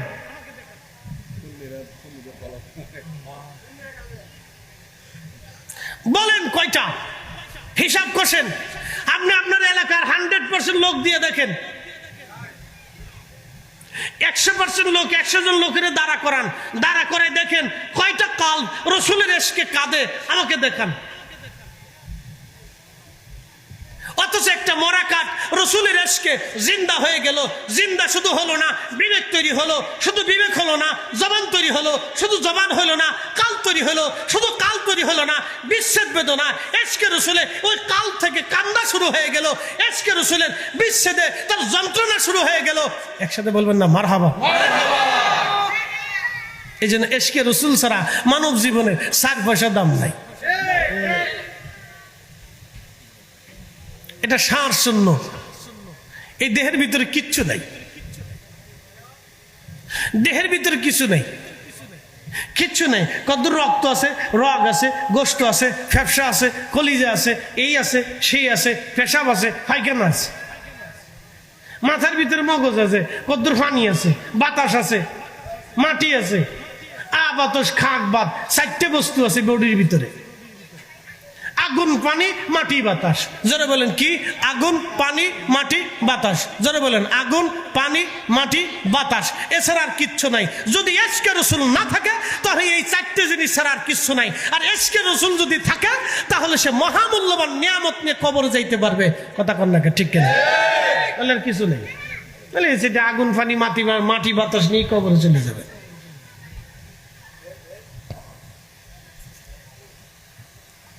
চার রঙের মশলা দিয়া যে কইরাছে তোর গঠন, চার রঙের মশলা দিয়া আগুন, পানি, মাটি, বাতাস একই যোগে করিয়া প্রকাশ। আগুন, পানি, মাটি, বাতাস একই যোগে করিয়া প্রকাশ। ওরে দেখিলি না তুই কইরা তালাশ, ওরে দেখিলি না তুই কইরা তালাশ, কোন জায়গা সে মহাজন। চার রঙের মশলা দিয়া, চার রঙের মশলা দিয়া যে কইরাছে তোর গঠন, চার রঙের মশলা দিয়া।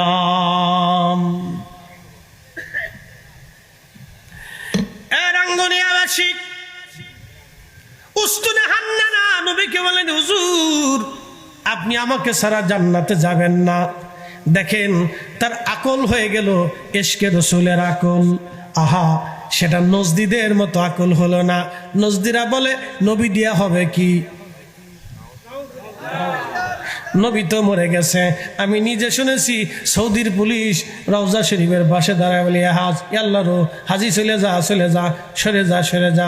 মোহাম্মদ রসুল্লাহ কদমাতা, মোহাম্মদ মরে গেছে।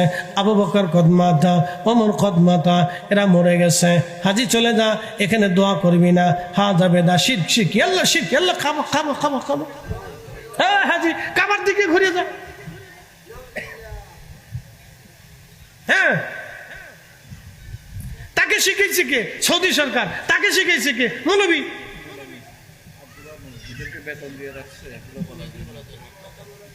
বেতন দেয়, টাকা দেয়, খোরাকি দেয়।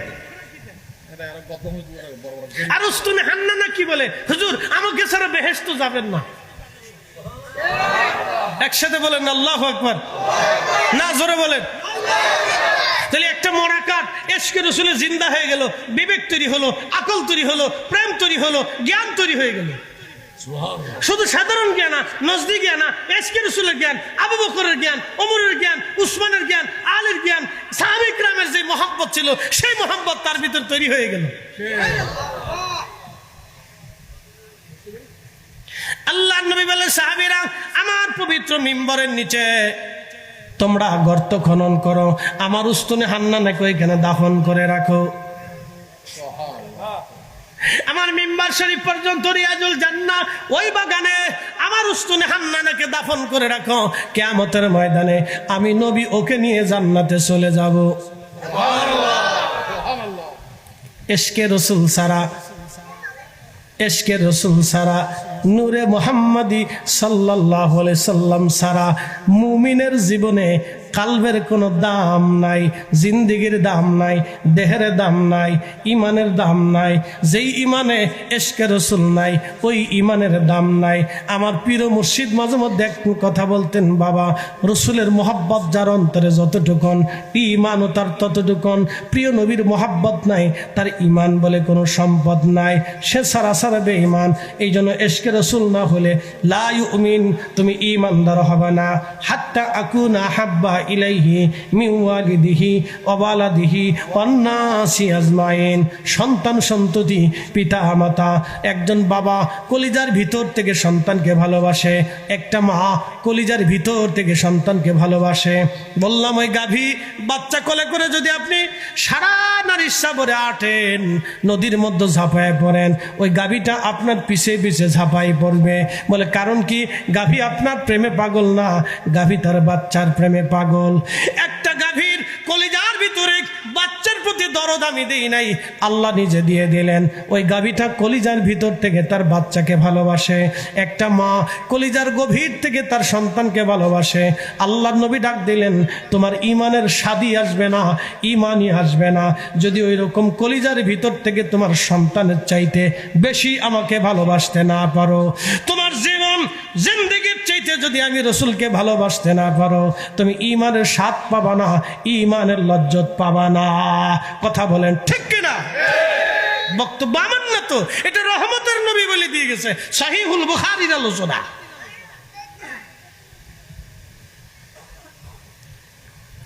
উস্তরে হান্নানা হান্নানা হান্নানাকে এখানে দাফন করে দাও, আমি নবী তাকে নিয়ে জান্নাতে চলে যাব। আল্লাহ এখানে শেষ করেন নাই, নবীজি তো বলে দিলেন ইমানের স্বাদ তুমি পাবা না। আল্লাহও জানাই দিলেন, কুল ইন কুনতুম তুহিব্বুনাল্লাহ ফাত্তাবিউনি ইউহিব্বুকুমুল্লাহ।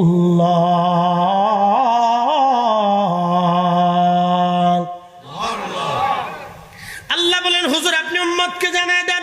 কি জানাবেন?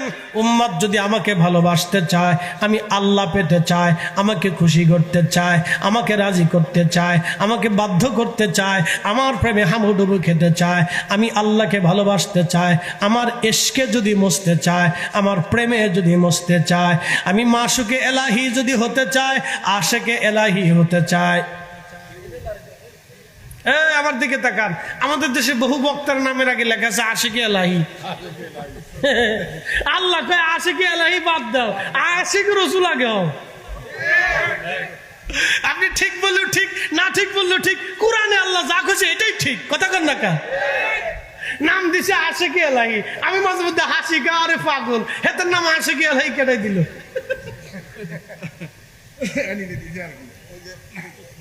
আশিকে এলাহি আশ্চর্য। আর কোরআন কি বলতেছে, রব কি বলতেছে? কুল ইন কুনতুম তুহিব্বুনাল্লাহ। হুজুর উম্মতকে জানায় দেন, বান্দাকে জানায় দেন, কেউ যদি আমি আল্লাহকে ভালোবাসতে চায়, কাকে? আশেকে এলাহি হতে চায়। আশেকে এলাহি, জোরে কেন? আশেকে না হয় না, ডরায় কেন না, জোরে বলেন আশেকে।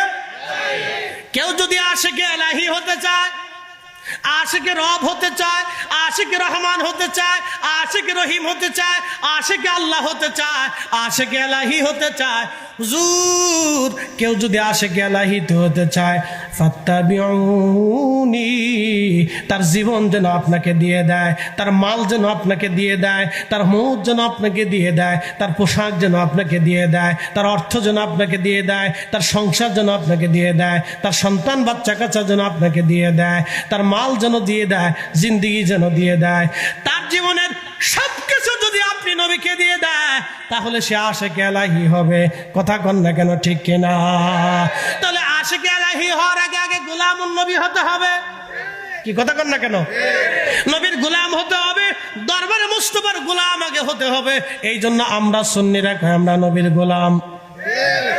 আস্তে কোন কেন, জোরে বলে। আমরা কার গোলাম? রাসূলের গোলাম। আমরা আল্লাহ রাসূলের গোলাম, অন্য কারো গোলাম না, আমরা আল্লাহ রাসূলের গোলাম। আল্লাহর নবীর গোলাম হলে আল্লাহর গোলাম হওয়া যায়। আল্লাহ সূত্র শিখিয়ে দিয়েছে, ও জায়গা মতো যাও, জায়গা মতো যাও, যেখানে গেলে আমি আল্লাহ পাবা সেইখানে যাও। আর হ্যাঁ আমরা বলে আল্লাহ রসুলের প্রশংসা করতে করতে আল্লাহর উপরে উঠাইছি। কি পাগলের ঘরের পাগল, চিন্তা করেন তো, কত বড় পাগল। আল্লাহর মর্যাদার উপরে উঠেছি। আচ্ছা কোন তো আল্লাহর মর্যাদার কোন শেষ আছে? হ্যাঁ, এই শুরু নাই শেষও নাই, তো তার উপরে আমরা রসুলটা কেমনে উঠাইতাম? কি আশ্চর্য পাগলের কথা নয়।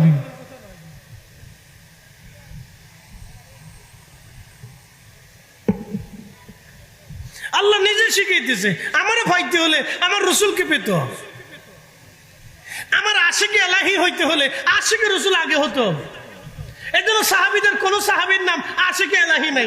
আশিকে রসুল বেলাল, আশিকে রসুল ওয়াসাল কারনি, আশিকে রসুল হযরতে আবু বকর, আশিকে রসুল হযরতে ওমর, আশিকে রসুল হযরতে সাহাবায়ে কিরাম, আশিকে রসুল হযরতে বেলাল, আশিকে রসুল আম্মা জান খাদিজাতুল কুবরা, আশিকে রসুল হযরত আম্মা জান আয়েশা,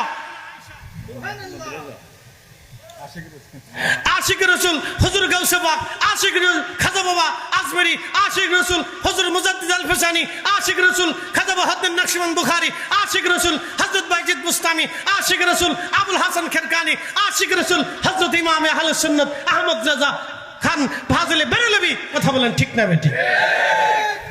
এরকম বহু আশিক রসুল আছে। আশিক রসুল এসকে রসুল নিয়ে কলিজা কবরে যান, তাহলে উস্তানি হান্নানার মতো কিছু পাওয়া যাবে। কথা বলেন ঠিক কিনা? মরা কাঠে যদি পায় তাহলে আমরাও কিছু পাবো। কি কথা কন না, ঠিক আছে কিনা? যদি মরা কাঠে পায় তাহলে আমরাও কিছু, তার মতো পুরোটা পাবো না, কিছু তো পাবো। কথা কন না, ঠিক কিনা?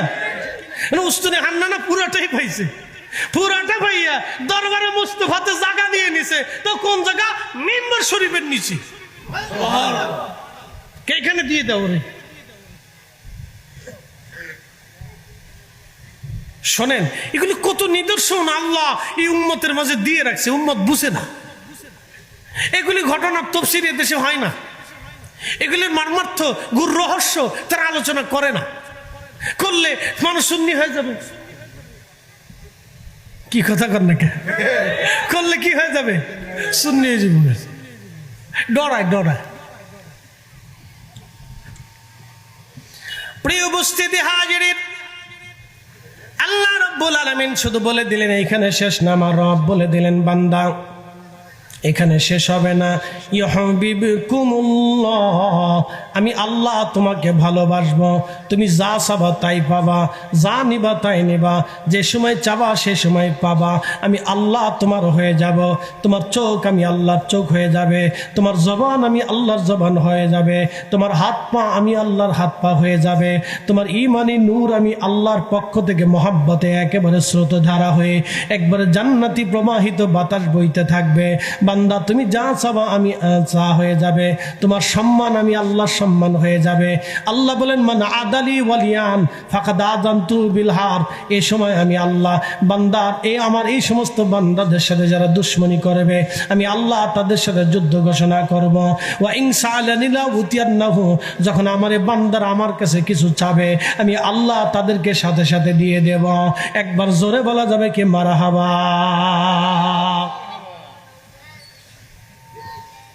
যা চাবেন তাই পাবেন, যা চাবেন তাই পাবেন। হযরত মালিক ইবনে দিনার রাহিমাহুল্লাহ নদীর ভিতরে চলে গেলেন, সাগর পানি দিচ্ছেন তিনি, নদী পারি হচ্ছেন। মালিক ইবনে দিনার নদী পারি দেওয়ার সময় নৌকায় উপরে উঠলেন। মাঝি নদীর মাঝে যাওয়ার পরে বললেন, হে আমার যাত্রী যারা আছেন তারা পয়সা করি তাড়াতাড়ি দেন। আপনি দেখবেন দুনিয়ার সব নদীর মাঝিরা বাংলাদেশে যারা দেখবেন নৌকা মাঝখানে গেলে কয় টাকা দেন, টাকা দেন। কি বিপদ, না থাকলে কয় আমাকে ফেলাই দেবো, তো টাকা দিয়ে আগে। তো মালিক ইবনে দিনার রাহিমাহুল্লাহ উনি তখন জাহিদ হয়ে গেছেন। আগে উনি মদফাই ছিল। আমার মালিক আজ বিপদে পড়ে গেছে, আমার বন্ধু লজ্জিত হয়ে যাচ্ছে, তাড়াতাড়ি যাও, স্বর্ণের দিনারগুলি তোমরা মুখে করে নিয়ে যাও। আস্তে হয়ে গেল না, জোরে বলবেন। মনে হয় আপনাদের এরকম ঘর ছিল দিয়ে একদিন।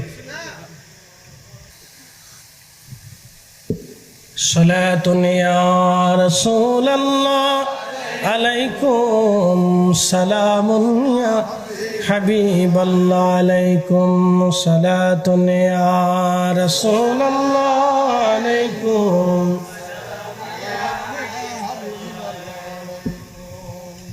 হযরত মালিক দিনার নদীর চারপাশে মাছেরা স্বর্ণের দিনারগুলি দিরহামগুলি মুখের মধ্যে নিয়ে ভাসতেছে। মালিক ইবনে দিনার মাঝিকে বললেন, মাঝি রে, তোমার যত টাকা লাগে এই মাছের মুখ থেকে তুমি নিয়ে নাও। আমার আল্লাহ এই মাছদেরকে পাঠাইছে তোমার ভাড়া দেওয়ার জন্য। মাঝি আল্লাহর ওলির কদমে পড়ে গেলেন, হুজুর আমি আপনারা চিনতে পারি না, ভুল করে ফেলছি, মাফ করে দেন, পয়সা লাগবে না, বিনা পয়সায় আপনাকে নদী পার করে দেব। হুজুর আমি চিনি নাই আপনাকে, আমার ভুল হয়ে গেছে, বেয়াদবি করে ফেলছি, আমারে মাফ করে দেন, পয়সা লাগবে না, বিনা পয়সায় আপনাকে নদী পার করায় দিব। ও বন্ধু, আল্লাহ যখন বান্দাকে এইভাবে পছন্দ করে, ভালোবাসে, তার সব কিছু আল্লাহর জিম্মাদারি আল্লাহ নিয়ে নেয়। কিন্তু আল্লাহর পথের পথিক যারা হয়ে যায়, তারা এমন একটা পর্যায়ে চলে যায়, দুনিয়ার কোনো রাজত্ব তারা নেয় না। এই জন্য দেখবেন শাহজালাল ইয়ামানি মুজাদ্দিদি দুনিয়ার রাজত্ব নেয় নাই, খাজা বাবা আজমিরি দুনিয়ার রাজত্ব নেয় নাই। একটু চিন্তা করবেন তো, খাজা বাবা আজমিরি সেই দিন যদি আনা সাগরের পানি লুটার ভিতরে না আনতে পারতেন, আজমির থেকে যদি ধুলি তিনি পানিপথে নিক্ষেপ করতে না পারতেন, তাহলে আজকের এই সুন্দর ইসলাম হয়তো আমাদের নসিবে হতো না। কথা কন না কেন? শাহজালাল ইয়ামানি মুজাদ্দিদি তিনি যদি সেই দিন জায়নামাজ তিনি সুরমা নদীর উপরে বিছাইতে না পারতেন, তাহলে আজকের এই সুন্দর দিন হয়তো আমাদের নসিবে হতো না। বদর শাহ আউলিয়া রাহিমাহুল্লাহ তিনি যদি পাথরের উপরে সেই দিন ভেসে ভেসে আসতে না পারতেন, তাহলে আজকে হয়তো দিন আমরা এইভাবে পেতাম না। মুজাদ্দিদ আল ফেসানি সেরহিন্দি সিংহের বাগান বাঘের খাসার ভিতরে যদি তিনি নামাজ পড়তে না পারতেন, সিংহ যদি সেই দিন যদি তাকে খেয়ে ফেলতো, তাহলে আজকের এই দিন হয়তো আমাদের নসিবে হতো না। এইভাবে বড় বড় অলি বুজুর্গ যারা ছিলেন, বড় বড় কারামত তারা দিলেন। খাজা বাবা আজমিরি জবানে আল্লাহ এমন পরিমাণে বরকত দিয়ে দিলেন, কি বয়ান সেই দিন করলেন, তার সে বয়ান শুনে সেই দিন একে আর দুইজনে না 90 লক্ষ মানুষ কালেমা পড়ে সেই দিন মুসলমান হয়ে গেল। আসতে হয়ে গেল না, জোরে বলেন। বর্তমান সারা এই উপমহাদেশের ভিতরে আলেম আছে কত জানেননি? প্রায় 1 কোটি। ভারতে, পাকিস্তানে, বাংলাদেশে, এই 3 দেশ মিলে প্রায় আলেম আছে প্রায় 1 কোটির মতো। আলেম দিয়ে তলবে এলেম দিয়ে 1 কোটির কম হবে না।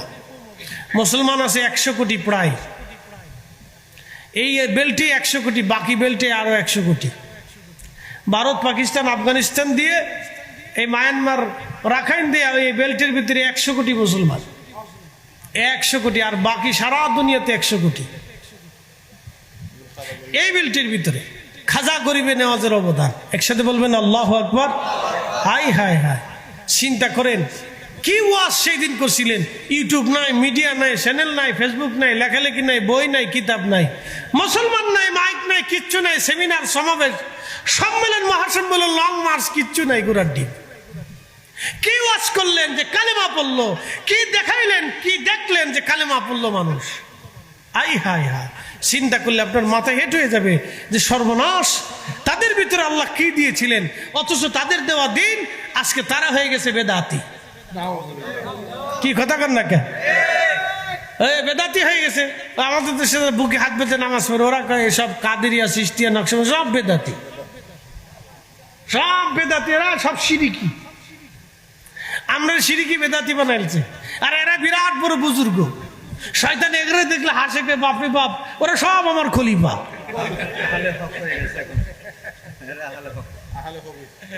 শয়তান হাসে সব আমার খলিফা। ওরা যতদিন আছে, আমি 1400 বছরে এই বাংলাদেশে 8 টাকার তারাবি প্রতিষ্ঠিত করতে পারি নাই। ওরা যা করছে তা একবারে কাজ সেরে দিছে, আমার আর করার দরকার নাই। কি কথা কর না কে? শয়তান হাসে।